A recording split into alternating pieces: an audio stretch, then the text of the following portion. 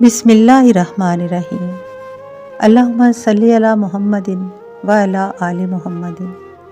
السلام علیکم ورحمۃ اللہ وبرکاتہ۔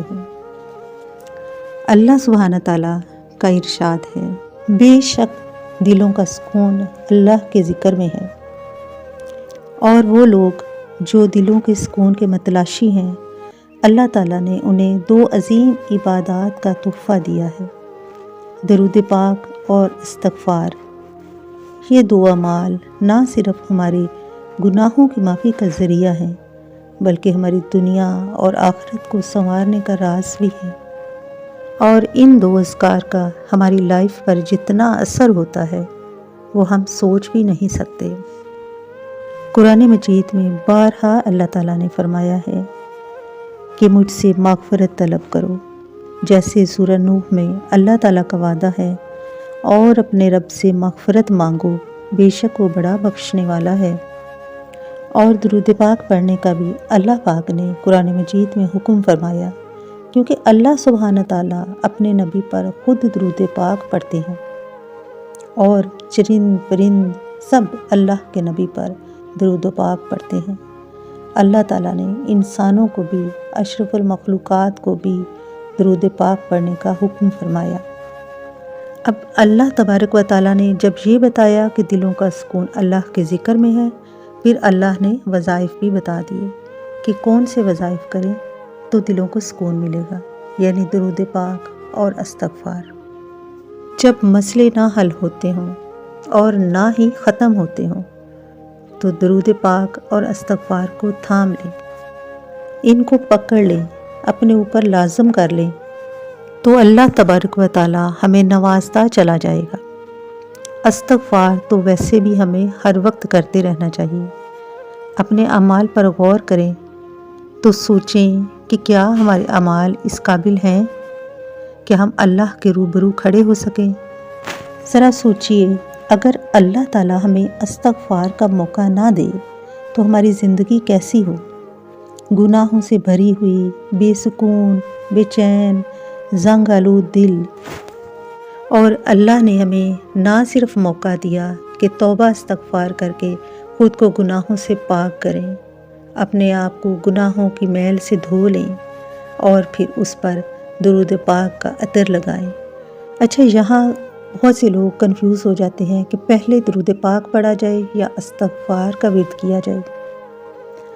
اگر ہم دعا مانگنے لگے ہیں تو پھر ہم پہلے درود پاک پڑھیں گے، اللہ کے نبی پر درود بھیجیں گے، سلام پڑھیں گے، اللہ کی حمد و ثنا کریں گے، اور پھر اپنے گناہوں کی معافی طلب کریں گے۔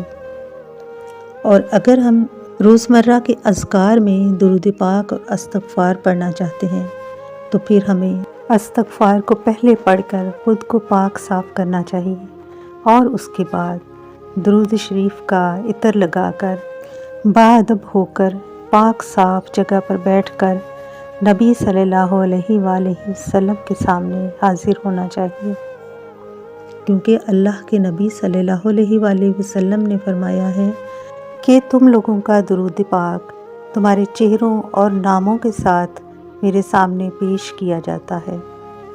جب ہمارا چہرہ نبی کریم صلی اللہ علیہ وآلہ وسلم دیکھیں گے اور ہم لاپرواہی سے آپ صلی اللہ علیہ وآلہ وسلم پر درود پاک پڑھ رہے ہوں گے تو ذرا سوچئے ان کو کیا اچھا لگے گا۔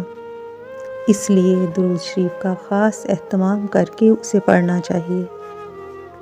اب کچھ لوگ یہ بھی پوچھتے ہیں کہ کتنا درود پاک پڑھا جائے اور کتنا استغفار کیا جائے، یعنی دونوں کو برابر یا کسی ایک ذکر کو کم یا زیادہ کیا جائے۔